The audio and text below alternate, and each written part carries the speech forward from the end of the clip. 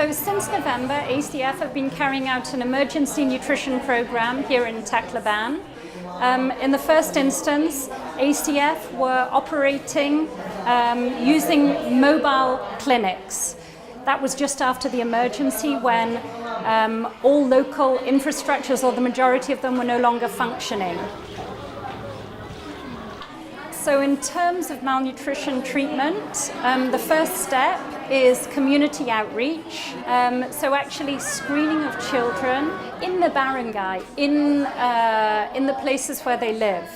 Any children that are suspect of having malnutrition, they will be sent to the local health center where malnutrition will be confirmed. If the child is severely malnourished but without medical complications, treatment can happen in the health center using a product, a peanut butter type of product called plum peanut.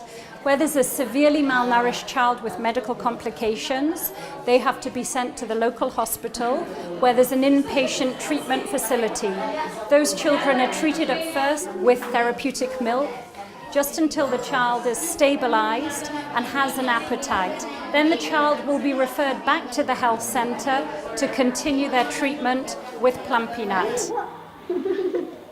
So with the help from ACF, we expect that we would be able to set up a mal-ward so that we would be able to manage our severely malnourished patients. We have so many malnourished patients compared to other regions. Throughout the Philippines, we are in the top 3.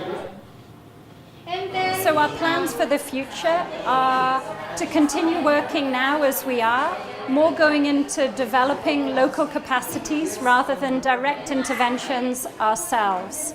So we're going to continue working in local health centers, particularly with a focus on training local health staff to carry out the activities that ACF have been doing. So today, for example, we're here in the health center from San Jose, where ACF are supporting local health staff to carry out those same nutritional activities. So screening children, identifying children as malnourished, and then treating them.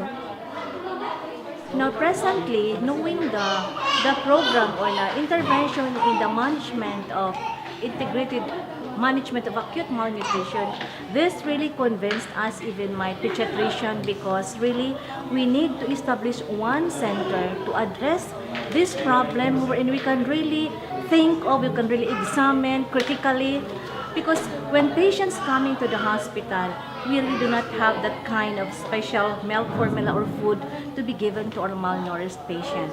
And besides, the problem that is in community will be known from EBRMC, and there will be a feedback and a referral for us to improve for us to improve the health of our children.